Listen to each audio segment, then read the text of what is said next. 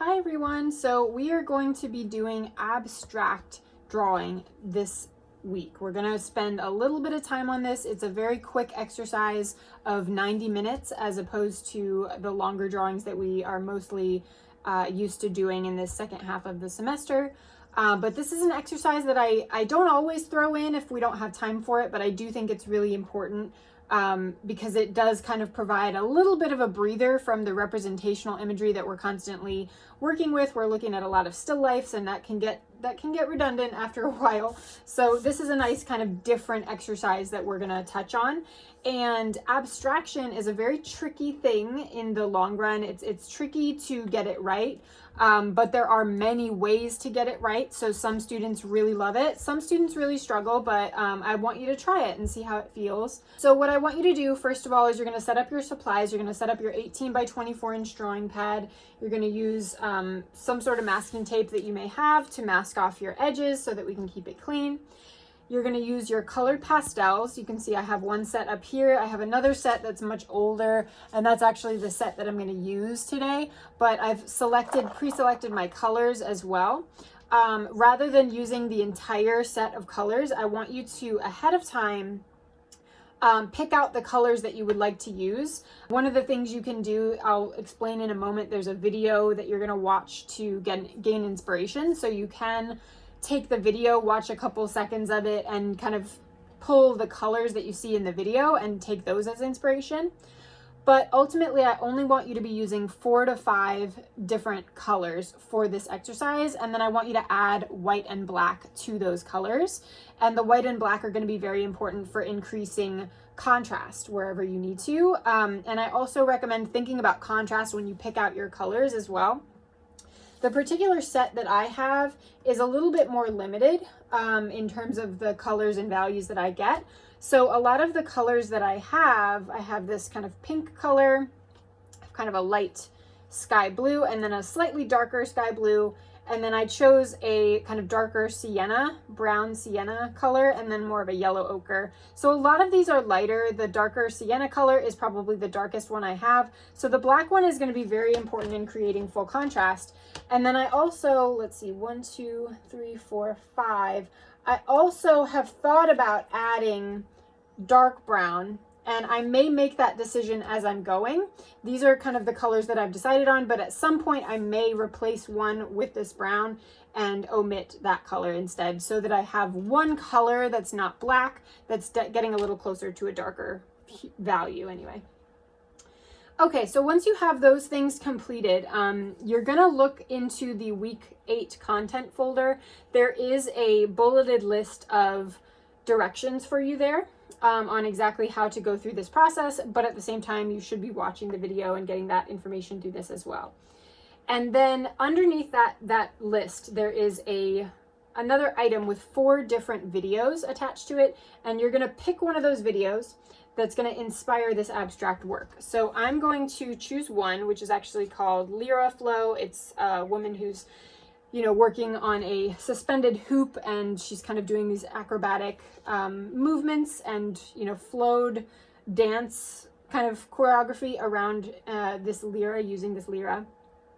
So that's what I'm going to use as inspiration. I'm going to use only these colors that I've selected, maybe the dark brown, if it comes to it, and I think the color that I'll omit is probably this yellow color if it comes down to it. So yeah, I'm going to go ahead and press play on that video. And as I mentioned in the written instructions, you want to play the video and make sure that where you set up your supplies, you have your laptop or, your computer or something nearby so that you can watch the video as you go. There are instances where I do this exercise in person, and instead of showing you a video, I will actually move around the room, and I'll wear something colorful and flowy, and I'll just kind of like make random motions, and you're supposed to kind of take those motions and make marks based on what you see.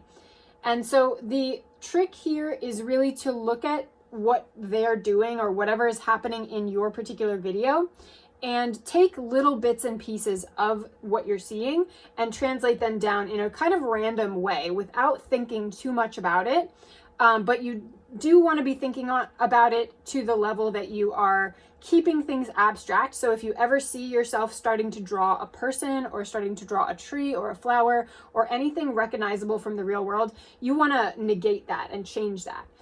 So as I'm working through this process, hopefully you can kind of see how I'm making some of those decisions. And this is a short video. It's about 4 minutes long. So I'm gonna play it and I might time lapse some of the video, but you can see me watching the video and I'll, narrate my thoughts if it's necessary at certain points.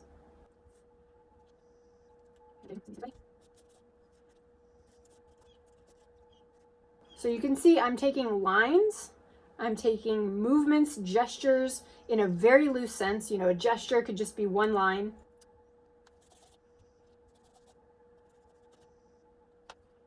Inspired by, but not actually drawing from. There's a lot of black in the video in the outer spaces of the drawing, so I'm going to also take that into consideration. Thinking about something about background space. And our primary concern is composition. All of the things that we think about when we're creating a representational drawing from life, line, shape, texture, all of the elements of art, space, things like that are all things that we're still thinking about. We're just not using something that we recognize. We're using something abstract.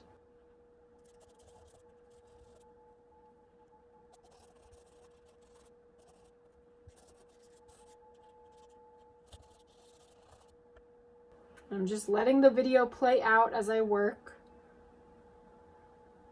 Thinking about balancing. So if I have this yellow in only one area, I kind of want that yellow somewhere else too, because otherwise it feels a little bit unbalanced. Of course, I might just need it in a really small, subtle way. I'm having mostly colored lines rather than shapes, so I want to create some colored shapes as opposed to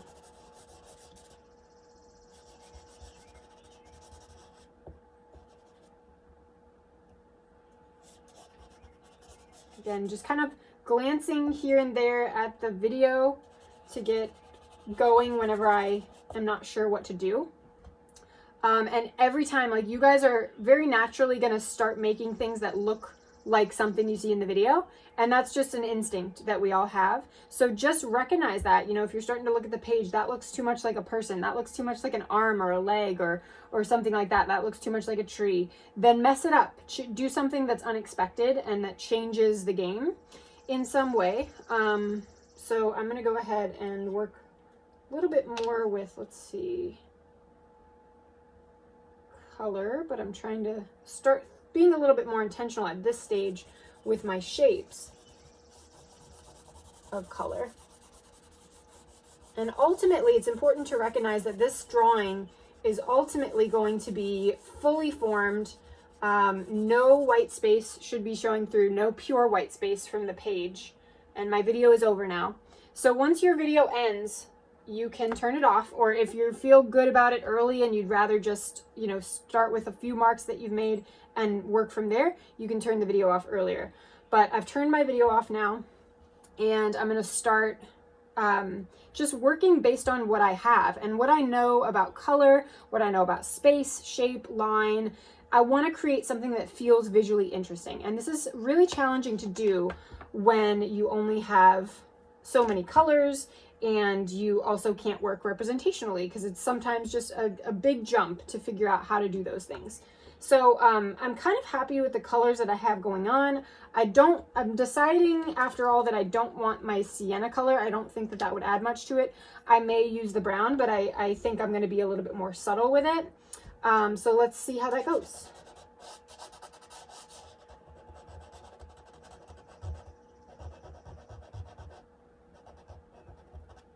So see, in that moment, I responded to something that was going on in the line work of a previous shape. I just started coloring in the empty spaces that I see, and kind of seeing what texture that brings about. And I kind of like that. So I'm going to do that for a little bit.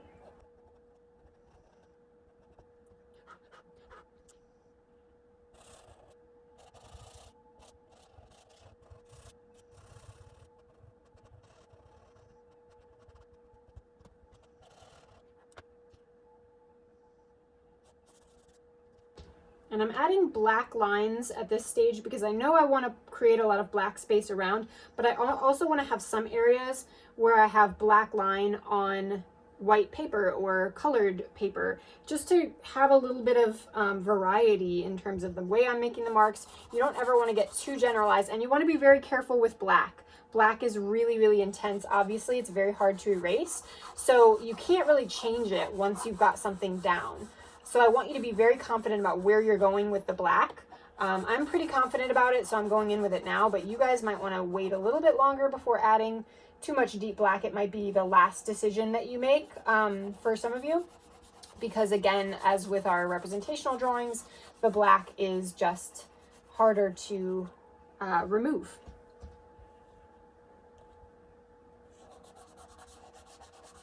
I'm also going to think about, you know, in some of these black areas, I might want to add white as well. Okay, now I'm going to start being a little bit more intentional about my light values. Where are those going to go? What are those going to look like?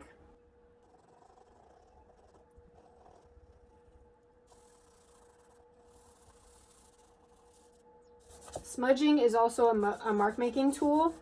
So you want a variety of different marks that you make as well. You don't want too much variety, but you want to mix a few things in there.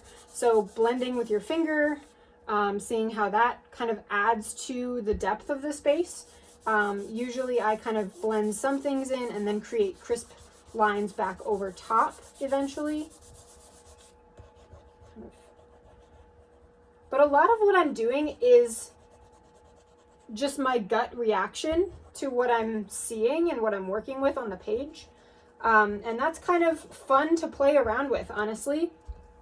And you'll notice, like, as you're using your gut, sometimes you'll do something and you'll say, oh, I don't like that. I actually hate that. And I'll change it later. You can certainly work with things and just, it's kind of a game, you know, where you're creating problems for yourself and then you work to solve those problems until you reach a point of resolution where you feel like, okay, this has enough depth, this has enough interest, this has enough contrast and value and color, and there's just enough keeping me there and keeping me interested.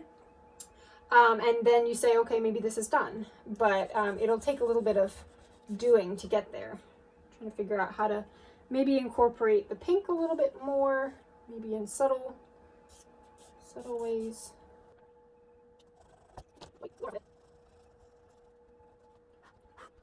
So that was totally unexpected, and that's kind of one of my favorite things that I just did. Just a nice moment, very confident line.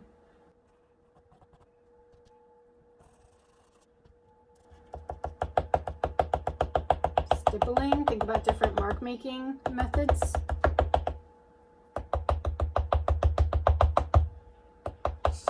Definitely not doing any favors to my pastels here, but it's for the art.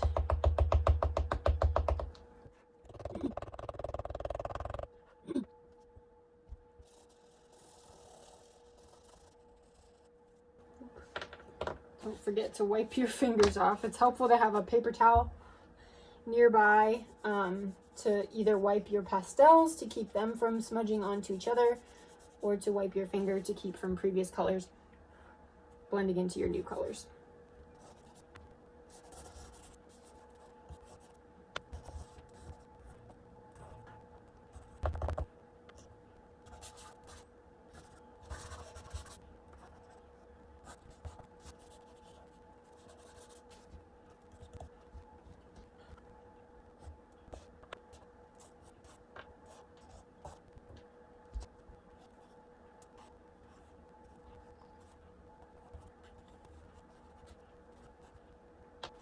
Okay, so at a certain point, you're gonna find yourself moving slower and starting to just kind of let yourself assess and see how you feel about the composition. I recommend definitely during the process of drawing, standing it up and stepping back quite a ways, just to see the effect of that drawing and see how you feel about that. For this particular drawing, I'm feeling pretty strongly about it. And there are some places where I have let the page show through, and I'm trying to assess if that's too much, but I do think that it's helping at this point. It's helping my composition. It's not in too many places. It doesn't feel unfinished or unworked or unconsidered, but it does increase the contrast, because the contrast that I get back with the white is not quite the same brightness as the level of white of the raw page. So I like having that contrast. I don't want to necessarily get rid of that completely, but you just want to be sure that in your drawing you're not just making a few marks and having the background be white and just calling it a day. You want to really be thinking about the spatial relationships that you're creating between white and black spaces, and also the colored spaces that you're adding in. So yeah, I feel like I'm satisfied with this demo at this point. You guys are going to want to work this for up to 90 minutes. If you feel that you hit a spot that it's fully resolved, at that point, I want you to take a picture of your progress and post it to discussion, And at that point, I can let you know my thoughts. Because a lot of times it's hard to tell when you're done with an abstract painting or an abstract drawing. But I'd love to give you guys feedback and see how you're doing, and just give you my input on how I think it's going and whether or not it feels fully resolved. And then call it a day. So make sure at the end of this drawing, when you're completing these drawings, you're going to take this outside and you're going to make sure to fix it really, really well. Blow off any extra powder that you see from the pastels. And then you're going to fix it with your workable fixative with at least, I would say, 3 to 4 layers before you remove your masking tape, just to make sure that everything stays put and feels completed and will not smudge when you go back and close your book. All right, guys, have fun. I look forward to seeing your abstractions.